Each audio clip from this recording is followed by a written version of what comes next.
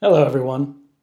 My name is Nicholas Kaufman, and as you can see from this wonderful photo of me, I work with technology to facilitate engaging and accessible music making for people of various musical backgrounds.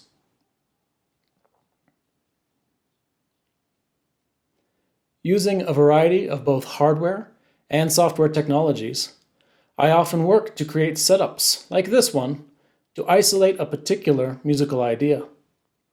My goal has been to have people learn and explore digital instruments without my input or guidance. Here you can see some strangers I asked to improvise together. Lucky for them, I fixed all of the devices to stay in sync rhythmically. Before long, they were jamming together, and my presence was long forgotten.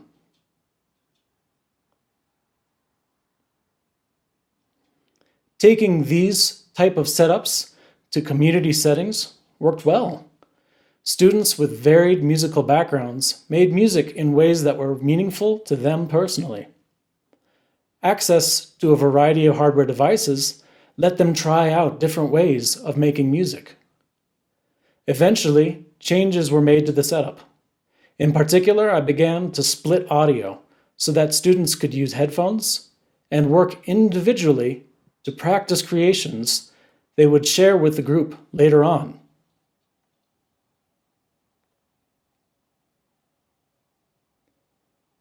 While they were no longer making music at the same time, sharing what they made with others seemed to be just as, if not more, important.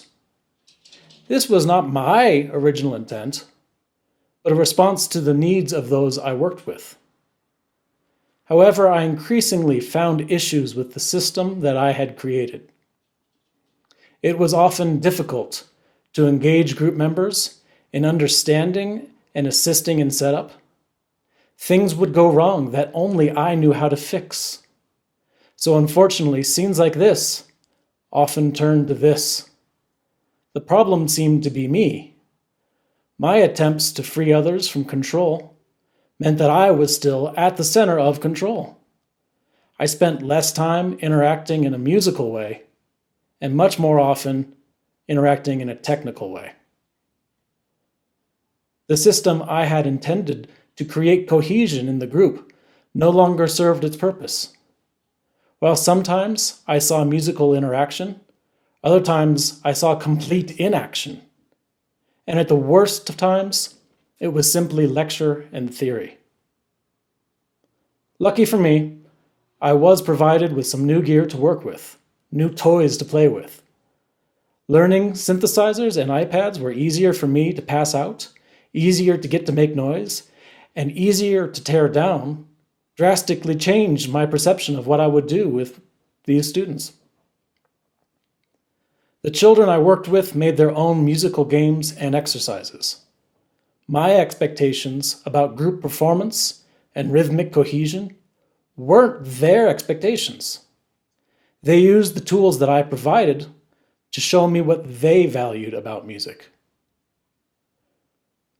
One was a third-grade girl that normally would have been too young to participate. Her favorite game was seeing how many iPad apps she could have open at the same time and see what combinations of sounds she could experience as they continued to run. Another was a boy who had been kicked out of the program because of his behavior. Allowing him the chance to work independently with his favorite app kept him from fighting, and it made it much easier for me to welcome him back each week. I struggled, however, because I felt I had given up on getting students to interact and to make music together. The room had changed from an ensemble to a collection of individuals. So how could I really see this as a community? I found guidance in the idea of community without unity, seeing community music as hospitality, and my purpose to create opportunity changed my focus from outcomes to actions. It became more important to focus on inclusion and access than performance and product. In communities with non-hierarchical social structure, members have a greater freedom to leave. Ensemble rehearsals never afforded members to show up when they wanted, forcing hard decisions between basketball and music. Suddenly, I no longer needed to force an allegiance. I found that changing the technology I used changed how the group interacted. If I wanted my community to be decentralized and learner-directed, I needed to use technology that was likewise decentralized. Here's an instance of a colleague of mine using headphones that connect to each other and daisy chain down a line. One synth can be connected to any number of headphones, easily allowing for groups to grow or shrink, as decided by the group. The issues concerning community music and technology are even more visible now. Zoom meetings do not allow for the real-time ensemble performance that we regularly enjoy. And virtual ensembles often leave control in the hands of the video editor.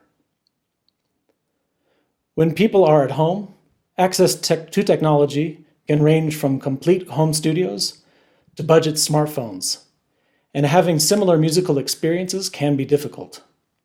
However, when various musical roles are negotiated within a group, collaborative work becomes possible. How technology affects social interaction determines how communities operate.